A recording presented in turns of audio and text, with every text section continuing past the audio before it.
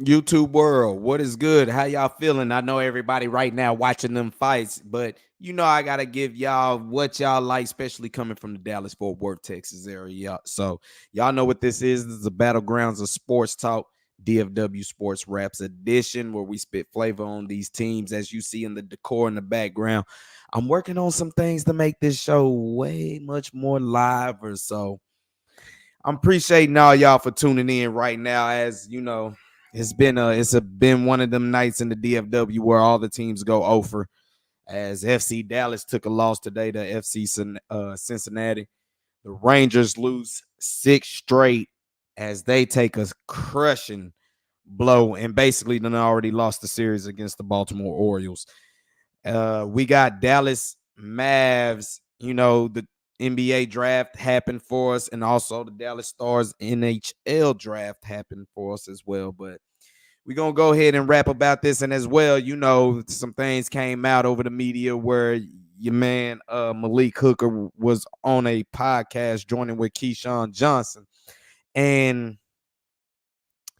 he he he was elaborating on some things about Michael Parsons in his podcast, saying how does that have an effect of, is he trying to win, is he trying to help his teammates, or is he just trying to help his his status and his brand. We can talk all about that, but before we get into that juicy topic, which will take a lot of it, let's just go ahead and wrap into what's going on right here in Dallas Fort Worth sports. So looking at the Dallas Stars, as you know, the NHL draft has happened yesterday and today has completed. Y'all don't mind if I take a brew or something like that. It's been that type of day for the DFW sports team. So looking at it, the Stars,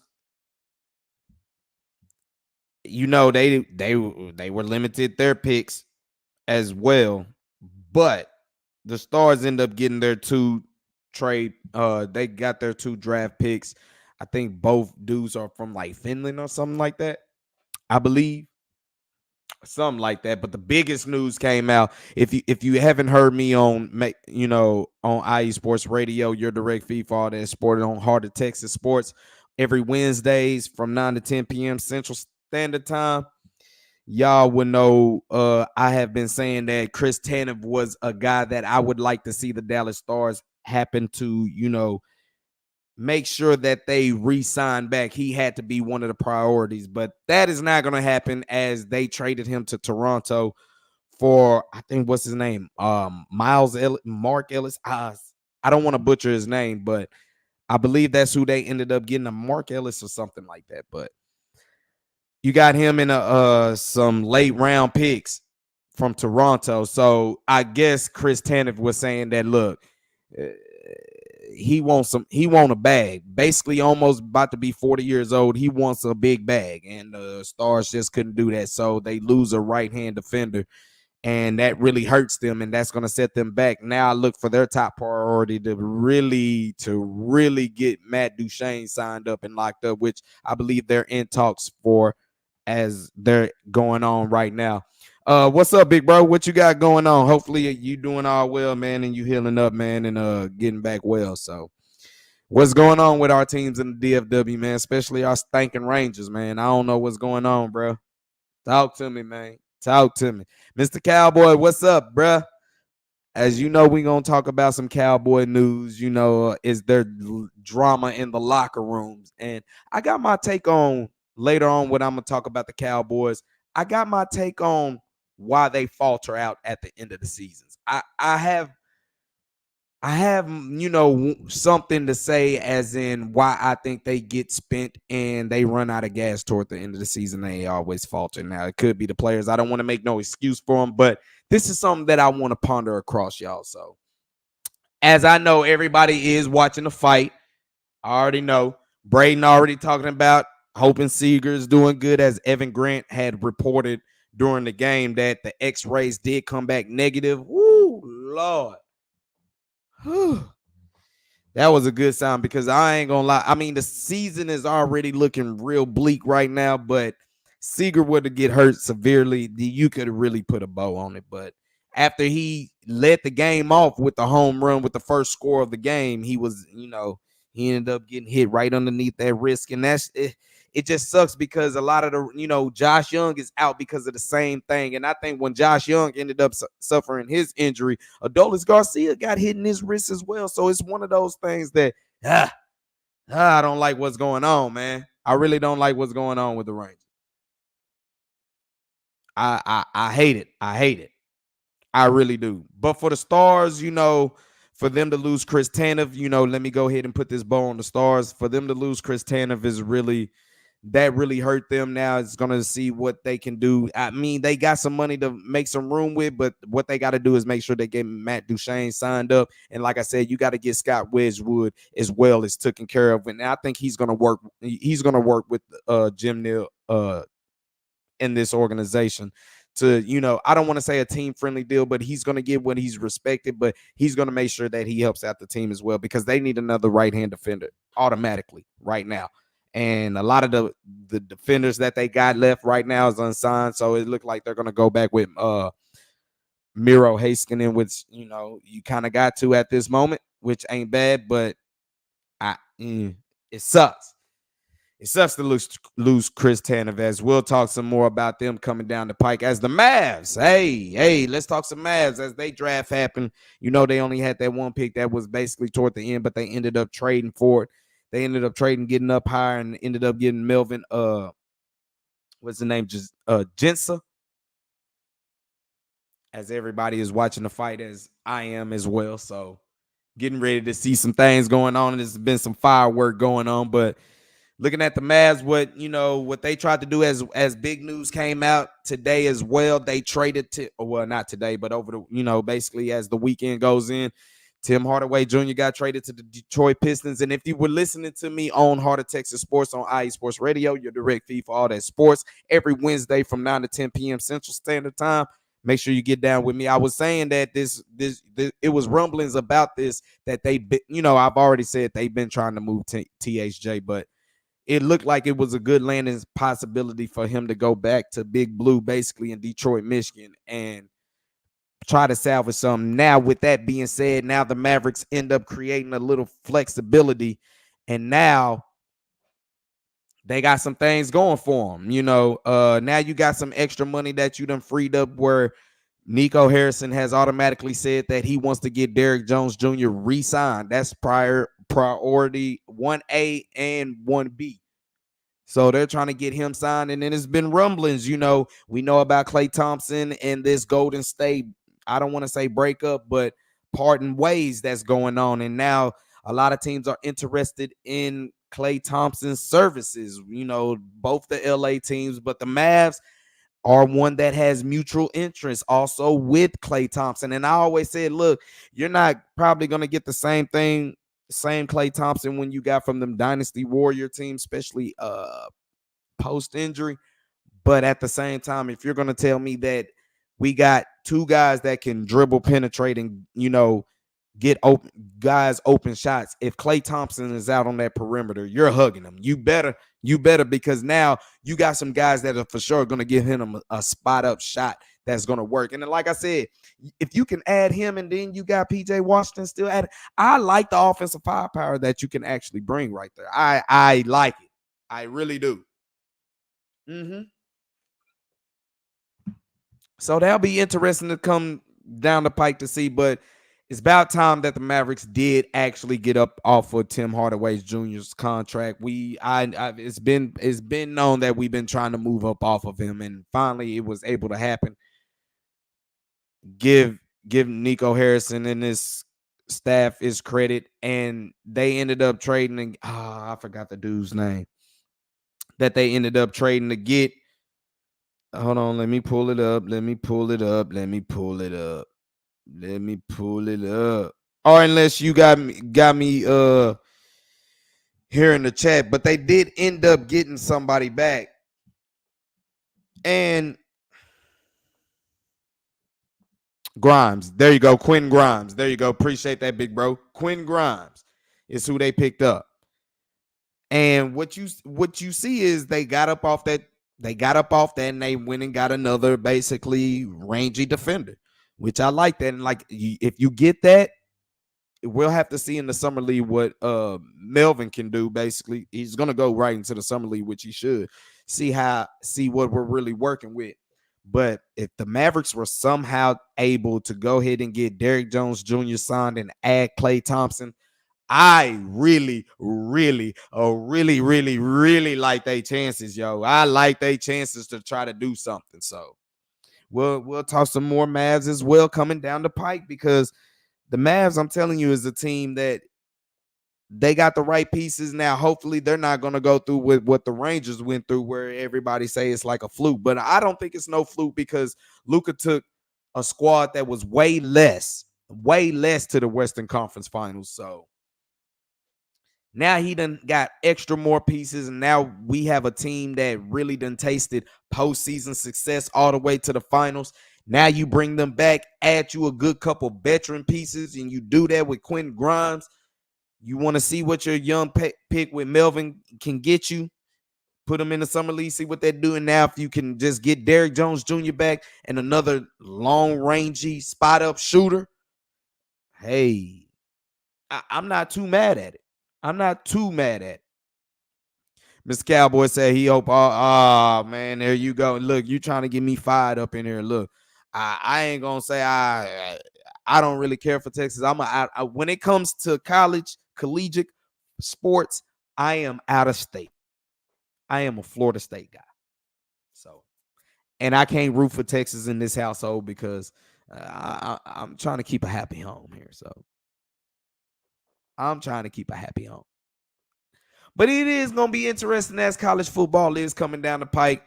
Curve Street posted out. It's only 8 more Saturdays. So, woo-wee.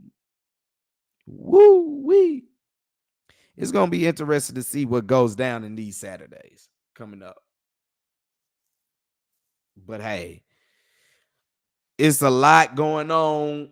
It's a lot going on what I feel in DFW sports. And like I said, it really all took a L. Let's go ahead and talk about these Texas Rangers real quick. The Texas Rangers, bro, as they lose 6 straight, to be real with you, it feels like they done gave up like 3 or 4 grand slams this week. I don't understand it for the life of me. It don't matter who's pitching. They're giving up walks, leading to grand slams. And the thing that makes me more upset, which is showing me the Rangers having bad characteristics of a losing team, is you see other teams when they are getting walked and they loading the bases, they are clearing them boys. They are capitalizing on them. Straight up.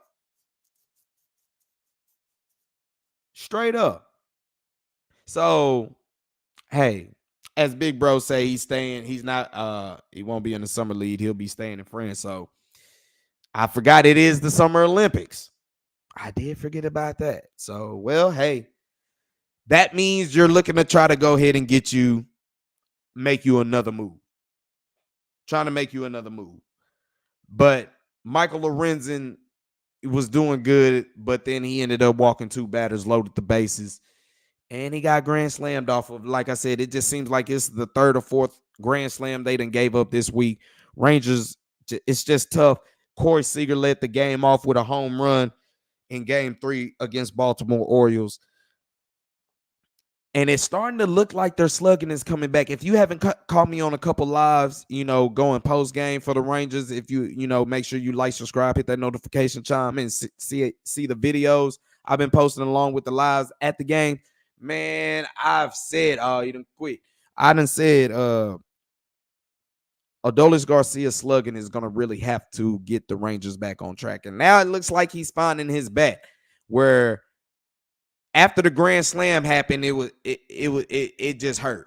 It just hurt. But before that, Corey Seager ended up getting hit on, and that they could have really used him in the top of the 9th. To be honest with you, they could have really used him, but him being hurt out the lineup kind of hurt them and put a dagger on them. Although we had our chance and our opportunity, but Nathaniel Lowe ended up coming in there when all things was glimmer and looking real bad.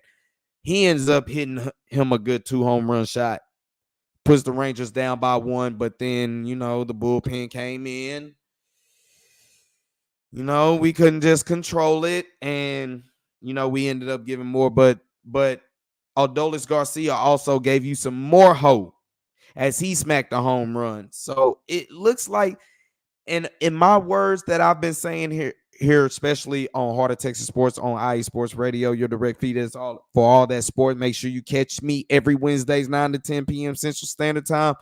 What I've always kept saying is they just can't get right.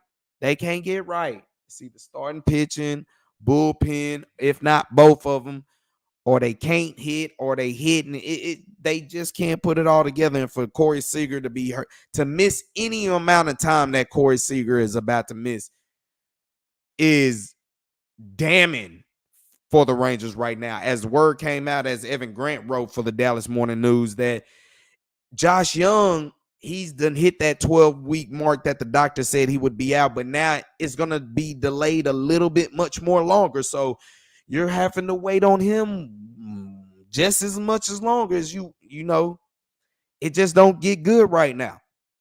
As we hope that he was going to come back into the lineup earlier this week, or at least start swinging earlier this week, he's getting second opinions of going on with the surgery going on in his wrist, and I hope this don't have long-term effect, but this really sucks. Really sucks. As Braden says, we had a great comeback after the Grand Slam, but it's starting to feel like every other game we allow one. That's exactly what I swear this week alone, it feels like that was like their fourth Grand Slam they gave up. It don't matter who it is, starting pitching, bullpen, don't matter. We start walking batters, all of a sudden they fill up the bases and we're giving up Grand Slams. But somehow when we load up the bases, we're not cashing in. And that's been the story of the Rangers. And that's really good teams. They cash in on bad teams when they get put in a tough situation. And bad teams can't capitalize when teams put them in a situation where they can load the bases and they can't cash in. And that's mostly been the story of your Texas Rangers today. But big shout out to Derek Hill. I forgot he had a home run today. My bad. So, hey, you started to see the Rangers put up enough. Their bats put up enough today. It just sucked because Corey Seager, I believe, had he been in the lineup all the way to the ninth inning, some things could have happened different for the Rangers in that game. I'm hoping because they did rally back. They did rally back and kind of give us hope. And like I said, with the news coming out about Corey Seager, that the X-rays coming out negative, that gave me hope. That gave me hope. As Big Bro talking about that bullpen, man, there's no secret around it. And they were bad last year. They were the worst postseason.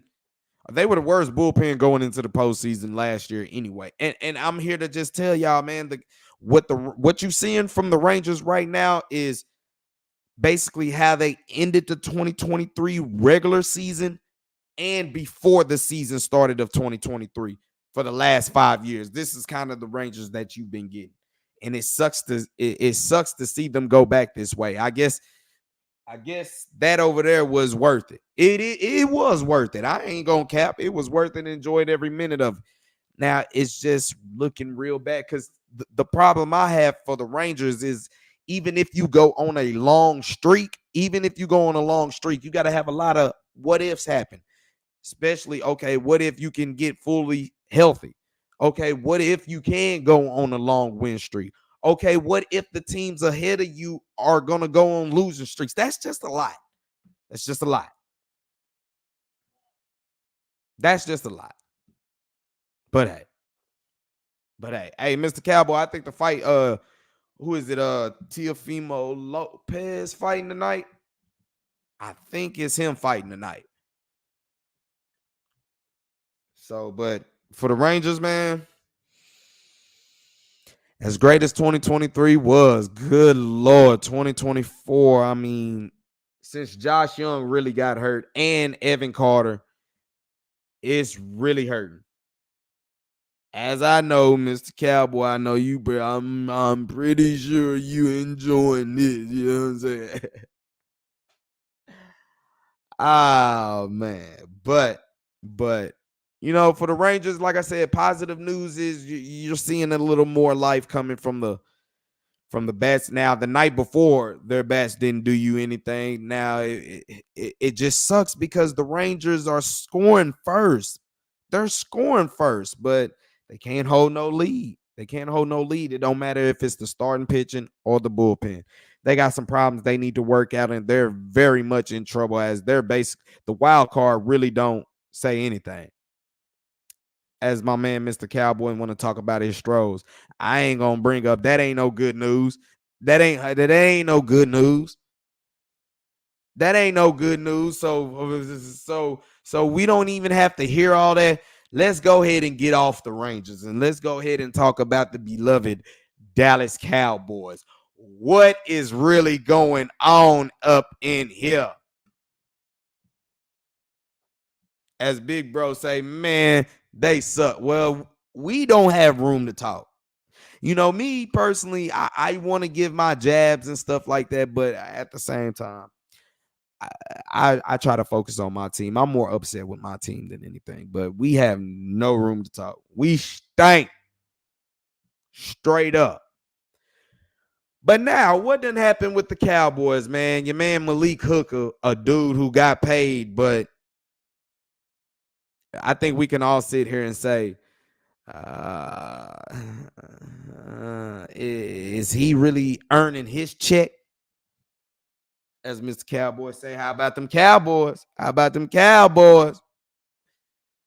Yeah, we jumping right into that. What's happening with Malik and Micah, man? I don't want to say that it's drama. This is the Dallas Cowboys. This is what you're going to get.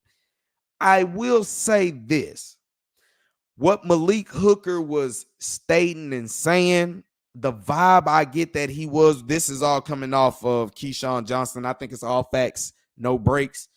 This is coming off of his podcast, asking the question about Michael Parsons and all that. What Malik Hooker is saying is, I think he just likes to see he likes to see Michael Parsons locked in, fully locked in.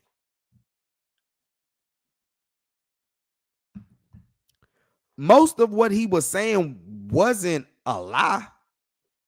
I'm not even, this is where I don't want to play both sides, but what Malik Hooker was saying is like, bro, do you care about your fans or do you care about, your brothers that you going to war with? You know what I'm saying? I get it. This is tough because a lot of people want to be old school and want to say, bro, you got to cut the distractions off. I get it. You want your guy to be fully locked in. I fully get it. Now, it's a lot of talk with, okay, Malik Hooker, if that's the case, if you fully locked in, then why is your play being the way it is? So I think you need to shut the hell up. That's kind of where it goes both sides for me. And when I mean both sides is like, what he's saying ain't wrong, bro. What he's saying is not wrong.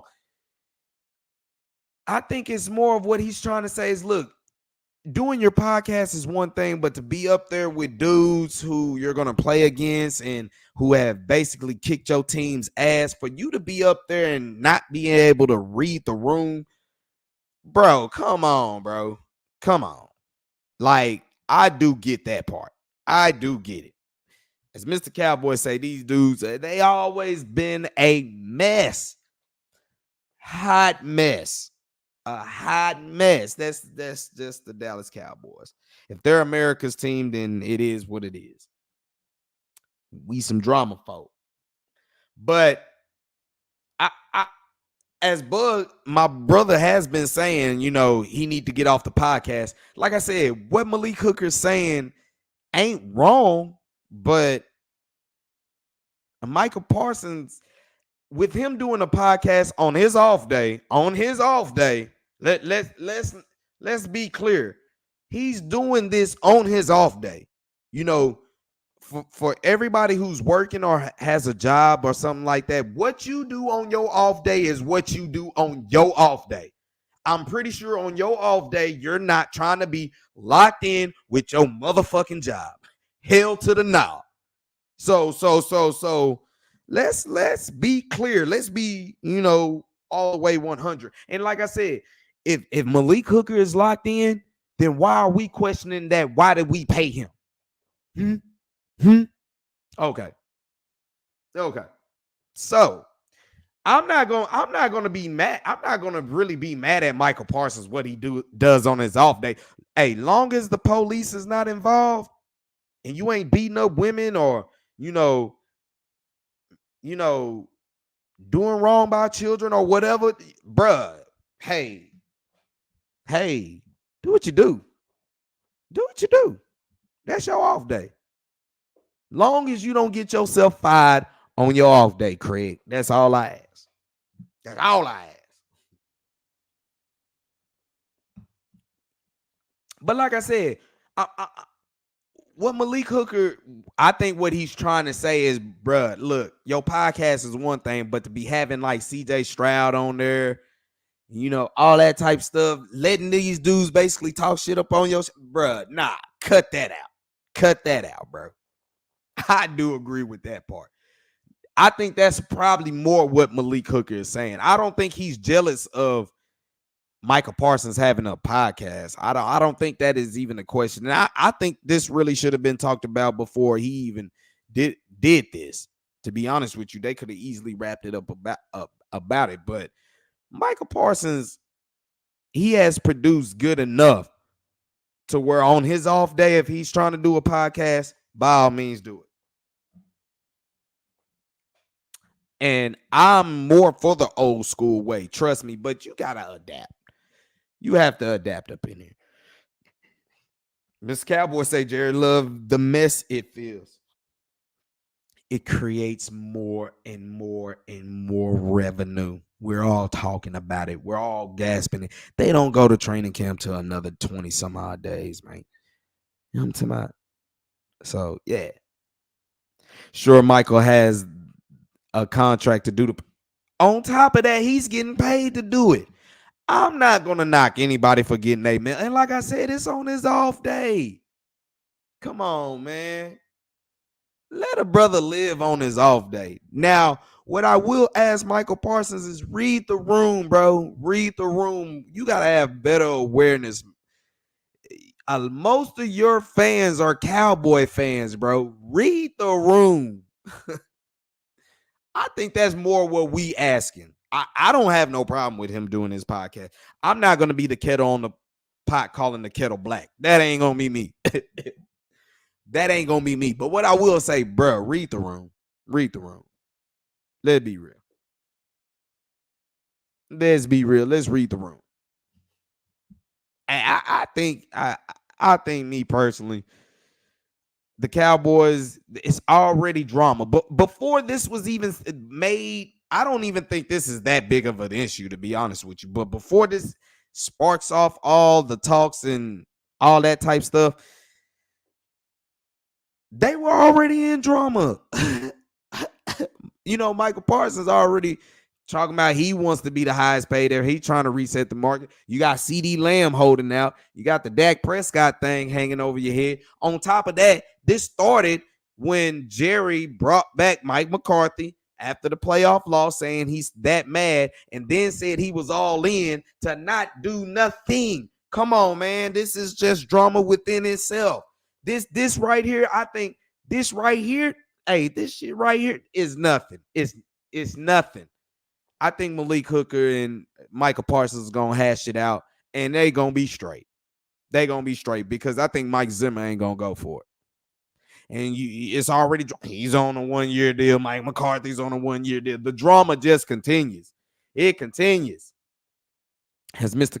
Cowboy said, hey, I like podcasts. See what I'm saying? I mean, like I said, it's on his off day. Now, I will agree. If he was doing this like not on his off day, you know what I'm saying? If that was the case, then I would be in 1,000 agreements. Like, bro, get your ass off that podcast. But if it's on your off day, bro, I ain't tripping. I'm not tripping. I'm really not. Big Bro said he's making the mistake on defense in the run game. I want to disagree because I think the mistake that you're making is you have no defensive tackles and your linebackers that you're having to play with are safeties or unproven linebackers. I think that was your mistake in the run game. And let's not forget you have safeties who are the last line of defense. Malik Hooker couldn't nowhere be found up in there. Am I right or am I wrong? All right. That's me. That's how I see it. But before you could say he's making mistakes in the run game, but it's hard to glare at Michael Parsons in the run game when you have no contribution from the defensive tackles. And if your defensive tackles can't keep unproven, undersized linebackers clean, then hey, hey, I think it don't even matter. I think it don't even, and this is where I say I think Dan Quinn should have made more of an effort of bringing Michael Parsons up the middle. Therefore, okay, if you're going to run to the outside and you have a speedy defense, that plays more into your hand. But if you're if you're fast but weak up the middle and light in your ass, you know what I'm saying? That's you saw what happened toward the end of the season, especially toward Green Bay. You get mashed in, bro. You get mashed in. That's just my take. You know what I'm saying?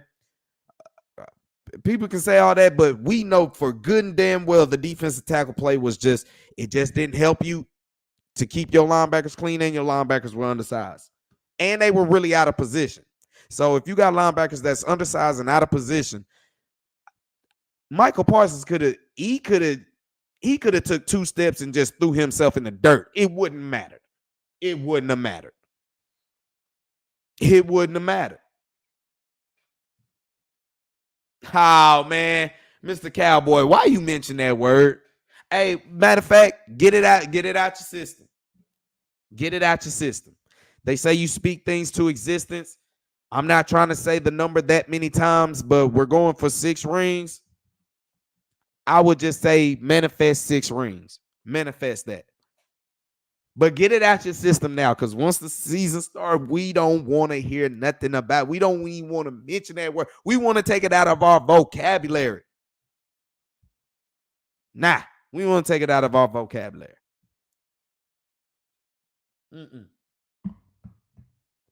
But the drama, and I think people are saying that on his off day, him doing the podcast is draining him. But here's my take on why the Cowboys always keep faltering, always keep coming up short. It's most of the time it's the players, it's the coaches and the players, or the players and the coaches. Let's get it right. But my hunch is, I think, as Mr. Cowboy say, where's the Miller Lite? We just switching it up today. We doing Heineken this go around on a couple shows, and then probably on the next one we'll go back to Dos Equis. I'm gonna just go start switching it up.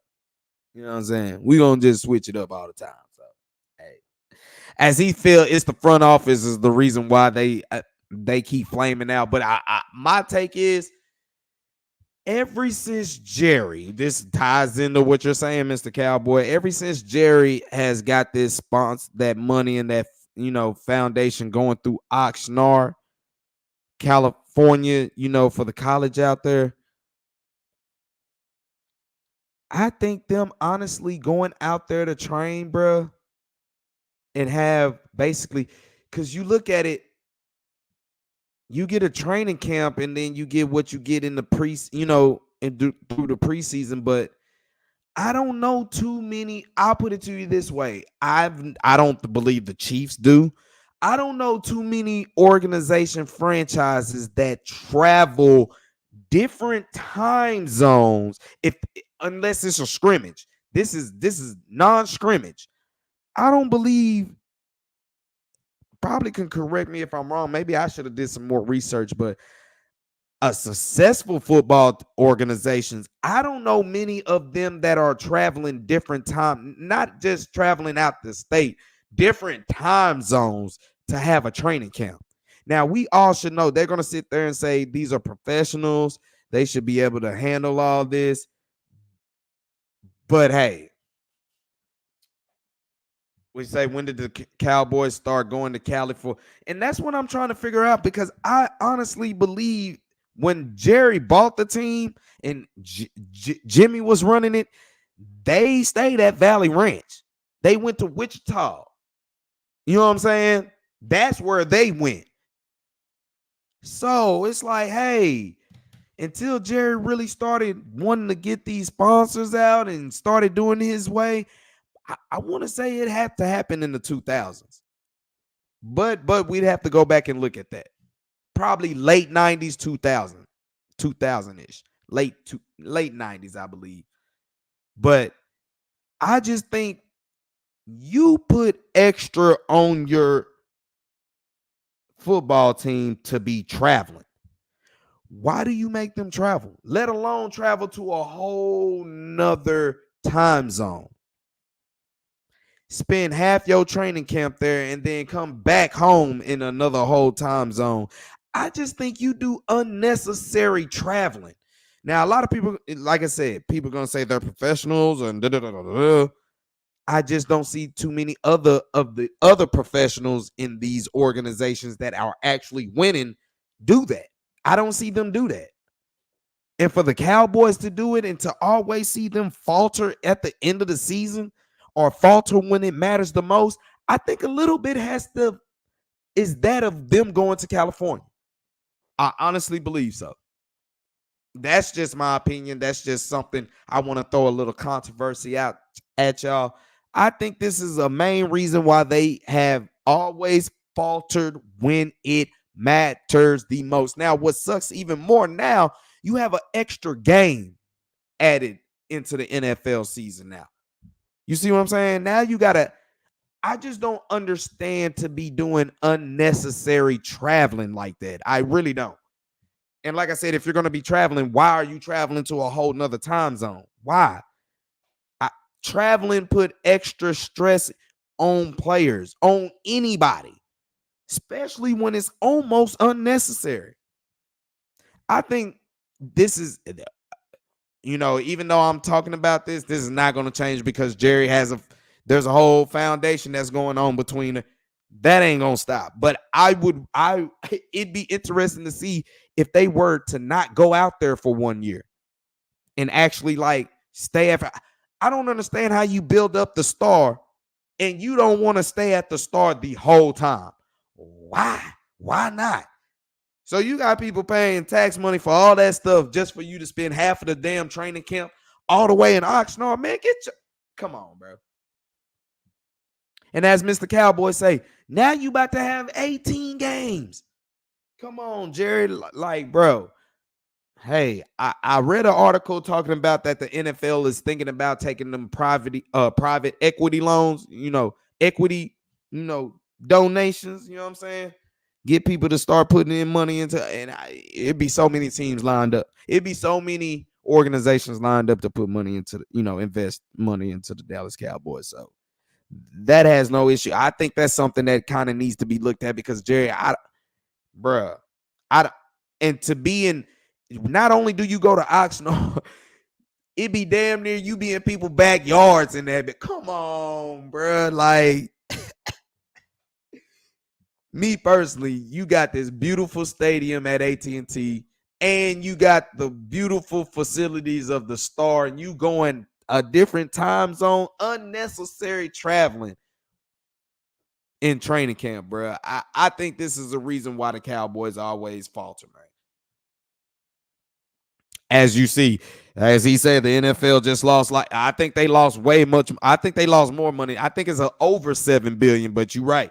So they're gonna be looking at all options are considered open. See, the NFL sat here and they sat on their high horse, as in they the big bad wolf. They can't be touched. They act like they can't be. They product can't be affected. Bullshit. Bullshit. It can happen to you. But speaking back on the Cowboys, how I feel they be faltering it. I mean, y'all let me know how y'all feel about that. That was just something that was on my chest and on my opinion that I just think they are doing unnecessary traveling. I really do. I really do. Now, for the people in Oxnard, California, don't get mad at me. I'm not trying to say, y'all the reason we're faulty. I'm just speaking just because I don't see the Chiefs. I didn't see the Patriots during Tom Brady's run. I don't see the Steelers, you know what I'm saying, do none of that. I don't even see the Niners even do stuff like that. All winning organizations, I don't see them traveling different time zones unless it's a scrimmage. I don't see them traveling different time zones to hold a training camp. You're basically having two training camps because you're having one in Oxnard and then you're bringing it back to Frisco. I just think that is unnecessary. Traveling does a lot, man, because not only do you got to get there, you got to get involved and you got to do all this type of stuff. And then when you get back, it's a whole nother thing. I just think outside the drama that you put on your team, I just think this is unnecessary that you drag your team through something like this year in and year out.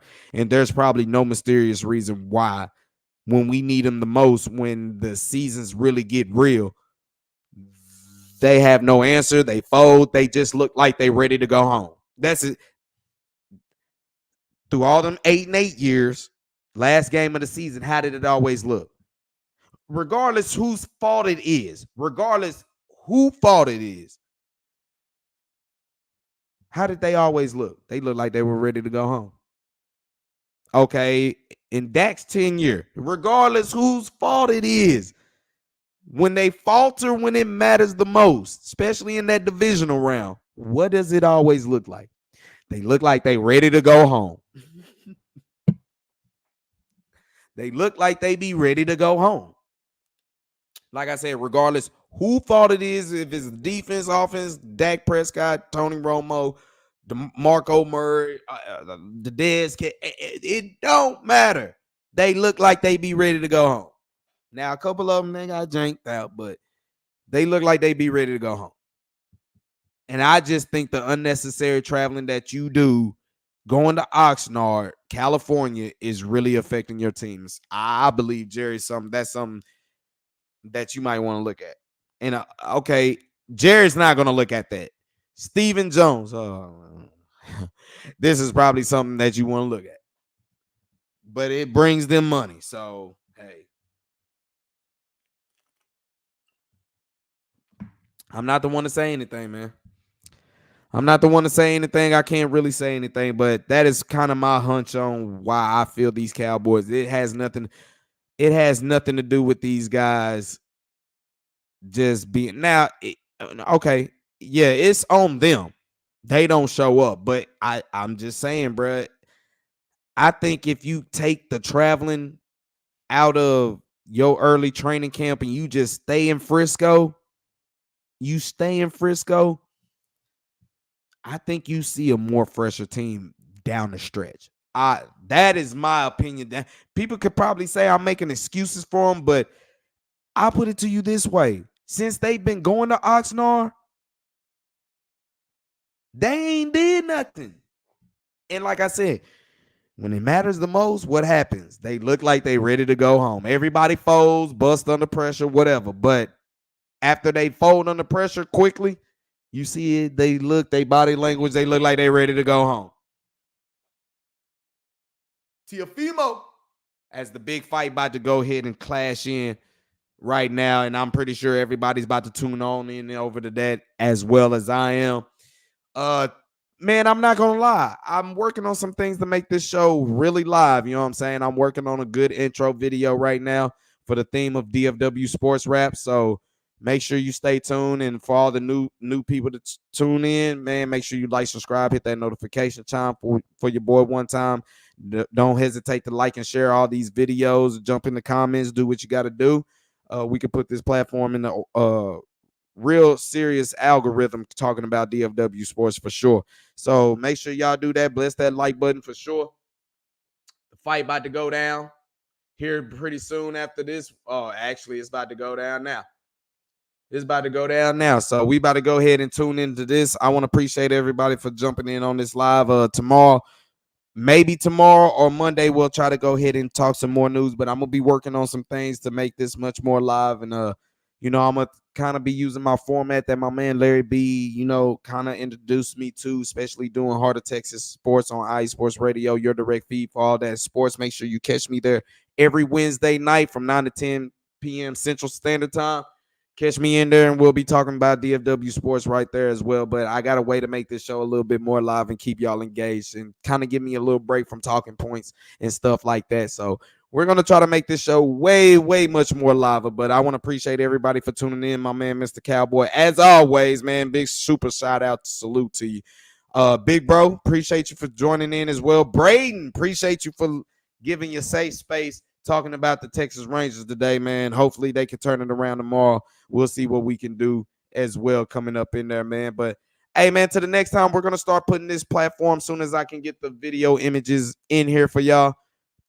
We're going to start putting this platform on X as well, probably on Instagram. So make sure you follow me individually at Drewski Selfmade on X and follow me on Instagram at Drewski. And to the meantime, in between time, y'all know what it is. I'm the one man, four styles and flavor of DFW Sports. Man, y'all stay tuned, like, subscribe, hit that notification chime. We're going to work on some things and make this show much more live. So make sure y'all enjoy y'all Saturday night, enjoy y'all weekend, getting ready for 4th of July coming up. Let's go ahead and enjoy this fight for all my sports fans. Until the next time, I will catch up with y'all and make sure you do everything with love, because you know what, love always wins, and that's the law. I'm out, y'all.